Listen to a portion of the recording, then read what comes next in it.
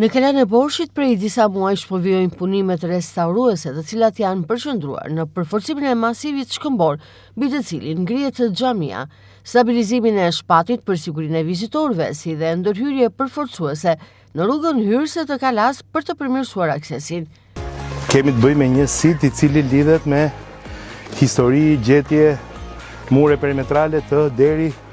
2500 vjetëve më parë. Po, datojnë që për 2500 vjetësh përpara fillimit qytetërimit në Borsh dhe më pas në një periudhë të caktuar në periudhën bizantine, muret janë reduktuar dhe kemi këtë mur rrethues të kësaj kalaje që ne po vizitojmë sot, ku gjatë periudhave të ndryshme ka patur shumë ndërhyrje për duke dëmtuar shumë kalan, por gjatë kësaj ndërhyrje restauruese që ne po kryem tashmë kemi sjell në dritën e vizitorit të gjithë elemente që ka patur kjo kala. Ministri i Turizmit, Kulturës dhe Sportit Blendi Gonxha inspektoi punimet që synojnë jo vetëm ruajtjen e monumentit, por edhe garantimin e sigurisë së tij afatgjat. Fillon që nga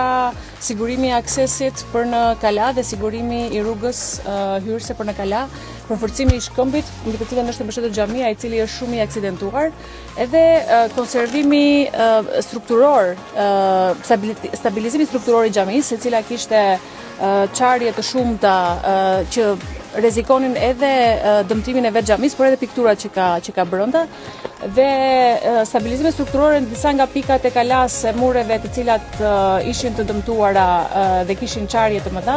si dhe konservimi i të gjithë mureve perimetrale, por të gjitha strukturave që janë brenda. Kemi të bëjmë një objekt i cili lidhet me histori, gjetje, mure perimetrale të 2500 viteve më parë, tha ministri duke inspektuar Kalan e Borshit, ku gjatë periudhave të ndryshme ka patur edhe ndërhyrje, të cilat edhe kanë dëmtuar Kalan. Nuk është fjala për një projekt do si do, që këtu bëhet fjalë për një edhe nga pikpamja e kontraktorit dhe pikpamja e kontratës, pra një kontratë shumë delikate, me shumë licenca dhe eksperiencë restaurimi. Këtu ka qenë nevojshme të kemi shumë ekspertizë, meqenëse se është kaq i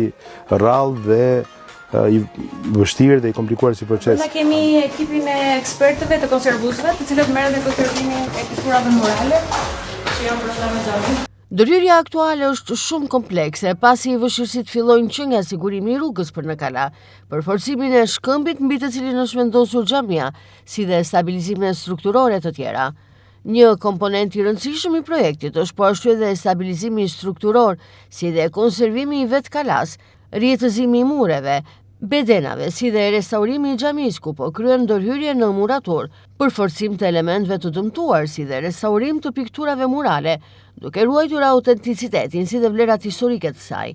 Paralelisht, procesi pastrimit të bimësisë dhe largimit të materialeve të rënojave kanë nxjerrë në dritë element të rinj me rëndësi të veçantë historike, siç janë sterat për mbledhjen e ujit të shiut, gjurmë të ndërhyrjeve të fillimit të shekullit të 20, si dhe struktura edhe më të hershme që pasurojnë leximin historik të sitit. Gjatë gërmimeve sondazhe arkeologjike, ne kemi gjetë një numër shumë të lartë banesash, të cilat variojnë nga 1 deri në 2 kate, të cilat në disa 3 prej tyre kanë edhe stera uji. Që ka dalë në dritë komplet totalisht dhe ndërkohë njerëzit nuk e dinë këtë gjë, prandaj edhe ne jemi këtu sot dhe bëjmë një inspektim që nuk është vetëm teknik, por është edhe promovues, por që nga jashtëzakonshme tani Pervin e kupton vetë nga pikpamja e bashkisë çfarë rëndësie ka kjo për turizmin dhe për aksesibilitetin e atyre që duhet vinë këtu në momentin që pushojnë në Imar apo kudo në Shqipëri, nëse është e mundur, pra kemi poshtë nevojë për parkim, kemi nevojë për një sistem me bagi, ndoshta elektrike se malorja është shumë e fortë, për të ndihmuar ata që janë më të moshuar ose me fëmijë, dhe duhet bëjmë gjithçka mundemi që ta bëjmë të aksesueshme. Nuk duhet të harrojmë edhe Fondin Shqiptar të Zhvillimit për punën e shkëlqyer që bën, që është një